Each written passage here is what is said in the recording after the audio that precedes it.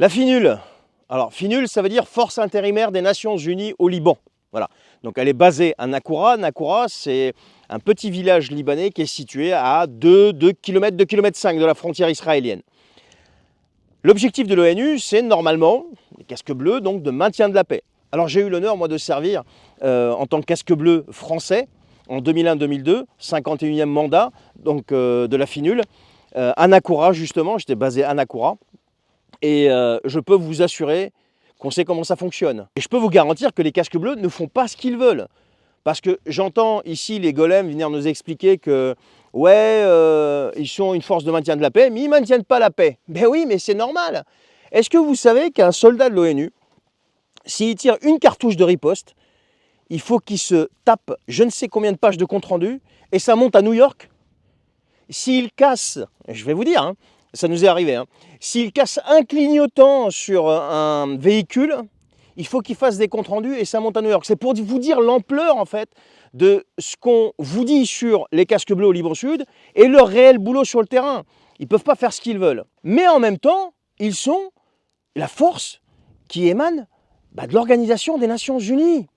Donc c'est des nations qui sont réunies et ils ont créé cette organisation pour pouvoir agir ensemble pour la paix. C'est pour ça qu'ils ont des casques bleus. Et on apprend quoi? On apprend que 2 nouveaux casques bleus de la FINUL ont été blessés par une frappe israélienne au Liban. Et ça commence à devenir vraiment tendu parce que ce n'est pas la première fois, c'est la 2e attaque en 2 jours contre des soldats de la paix des Nations Unies. Oui, j'ai dit des soldats de la paix des Nations Unies au Liban. Ce qui a poussé des responsables européens, comme je vous le disais dans la vidéo d'hier, comme Joseph Borrell, Charles Michel, à monter au créneau et à s'indigner, à condamner, vous comprenez? Ils condamnent fermement ces actions et rappellent qu'attaquer des soldats de l'ONU, ce n'est vraiment pas du tout dans les règles du jeu international. Ah il fallait au moins ça, tu vois. Voilà, bravo. Et pendant ce temps-là, le conflit entre Israël et le Hezbollah ne fait que monter en intensité.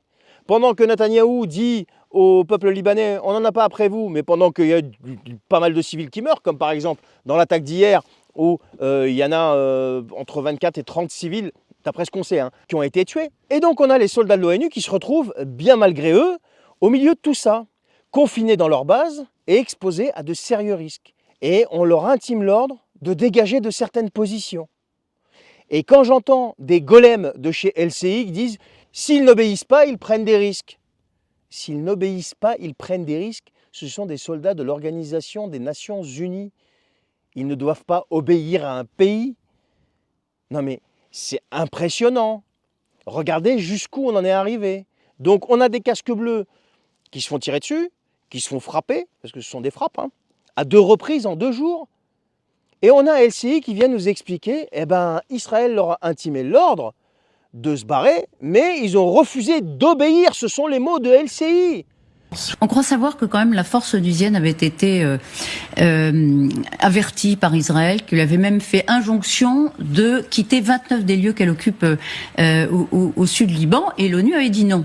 Je ne dis pas qu'il fallait que ça donne droit à Tsahal de tirer sur des soldats, mais si d'abord ils avaient dit qu'il fallait partir, et ensuite qu'ils n'obéissent pas, Israël, de la même façon qu'elle ne tient pas du tout compte des avertissements américains, eh bien là elle va jusqu'au bout de ça.